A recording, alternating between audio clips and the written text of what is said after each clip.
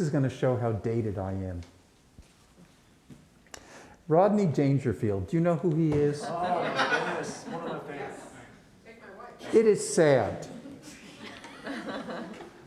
That Generation X, that Generation Y, Millennials, Generation Z, what are we going to do with you people? Now, Rodney Dangerfield was this talented Jewish comic. And Dangerfield had this act where it was basically self-deprecation. And after every statement, which illustrated again and again how people treated him poorly, especially his wife, he would grab his tie, go like this, and say, "I get no respect." I found him very entertaining, but that really dates me. Now, Shavuot, which we will begin celebrating on Saturday evening, tomorrow evening, is the I Get No Respect Festival.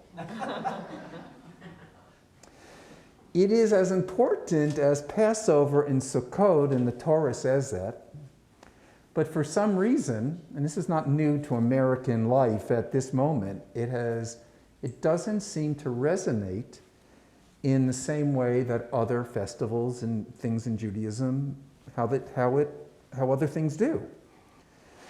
And there is a theological problem, there's a religious problem with that, because Shavuot, it celebrates the most important event in the Jewish religious story, the giving of the Torah at Mount Sinai, which makes the Jewish people, and there's no Jews and no Judaism without the Torah.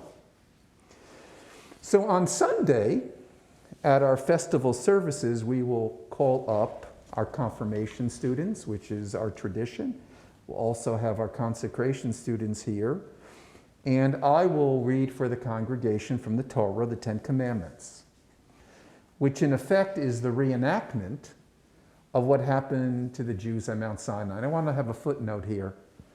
I don't take the Torah as being literally true, and I'm not sure how we got the Torah, but the story itself and the giving of the Torah and the Jewish people receiving the Torah, that's part of our religious memory, that's part of our religious imagination, and it's so sacred to us. This is not the only time of the year when we read the Ten Commandments. It's read not only on Shavuot, but also at Parsha Yitro, right after the Jews come out of Egypt.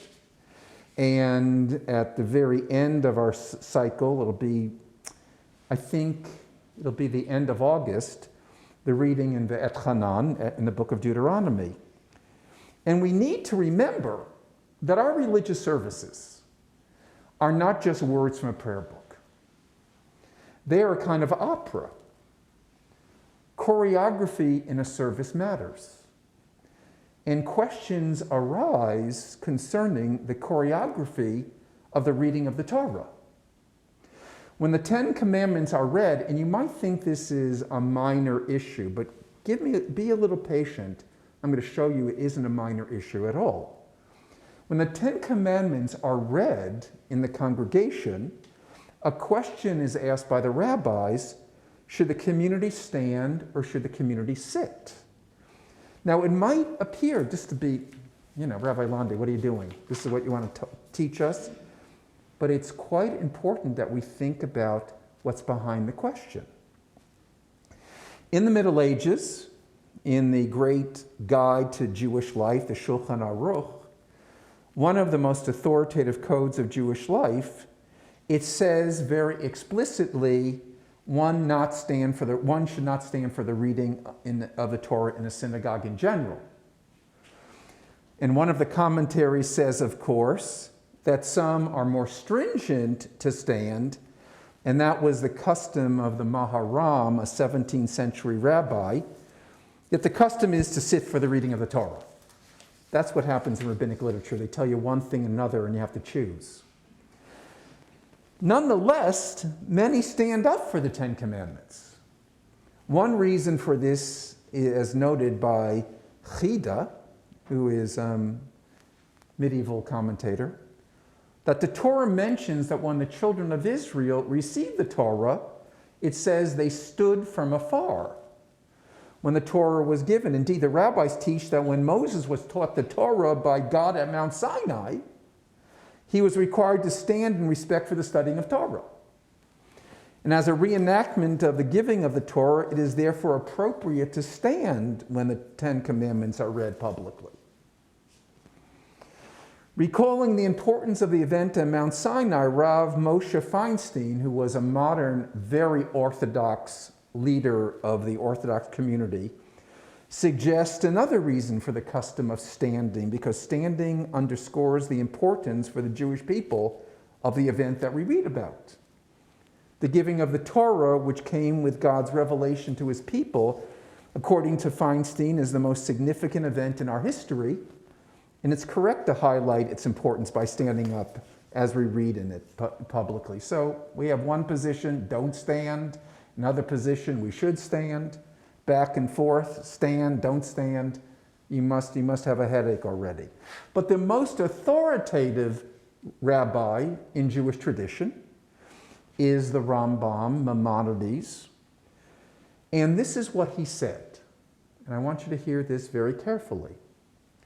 After noting that some congregations stand for reading, he writes that the custom should be discontinued. For this causes a flaw in our belief, in the wrong conviction that there are different levels in the Torah, and that some parts are loftier than others, which is a grievous evil. It's evil to stand, he says. It is therefore right to seal any fissures that might lead to this evil faith.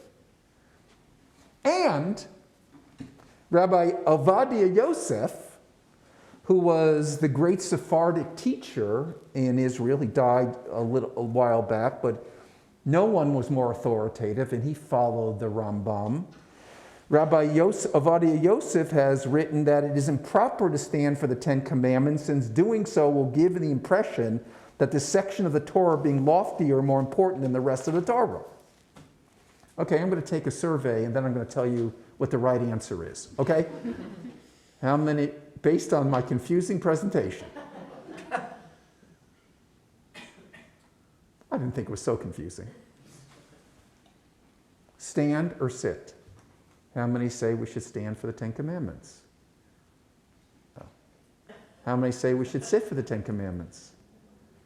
What a beautiful Jewish crowd. No agreement about anything. I've never found a congregation that agreed about what should be the only Shabbat, let alone what we should do with the Torah. Here is where I stand, no pun intended. I think especially in a Reformed synagogue, we must sit. They should glue us to the seat. And let me explain.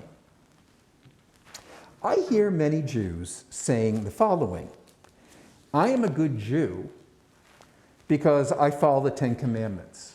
Now, I don't know who a good Jew is, and I hate when people label themselves. Only God can determine whether you're a good Jew or not me or not anyone else. But let's follow their instinct. If someone says, I'm a good Jew because I follow the Ten Commandments. Now, clearly the Ten Commandments is a wonderful statement of basic biblical values. I think it's good that we're told don't murder somebody. I think it's good to be told don't steal. But it doesn't tell us how many other important things there are in Judaism. The Ten Commandments are a wonderful statement in summary, but it doesn't tell us anything about what's joyful about being Jewish. And moreover, it's not something that really is uniquely Jewish. Someone who's dedicated Muslim or dedicated Christian, they can say it without any trouble also. Here is what is missing if you just follow the Ten Commandments. There are no laws of charity. There are no laws dealing with the Jewish holidays, Sukkot, Rosh Hashanah, Yom Kippur, Sukkot, Passover, Shavuot. There are no laws dealing with warfare. There are no laws of sacrifice. There's no law about carrying out the Passover Seder. If we follow only the Ten Commandments, We have no indication how to observe the Sabbath. We know nothing about the great people who guided us in Jewish tradition. We know nothing about civil law in Judaism, courts, judges, criminal procedure, civil law. Friends, when we Jews say the Ten Commandments is our guide, we're well-intended, but we're wrong. And don't come out, I don't want it going around in Kansas City, Rabbi Londi doesn't like the Ten Commandments. I'm not saying that at all. Honestly, we have to say that the Ten Commandments are wonderful, but they're not special. They're a nice taste of Torah, but totally insufficient in understanding what Judaism is. We will sit for the Ten Commandments on Sunday morning. If anyone stands up, I will still love them. But I will tell them that they're absolutely wrong.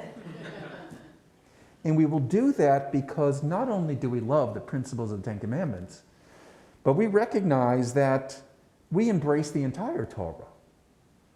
We love everything about it. It can't be summarized in 10 utterances.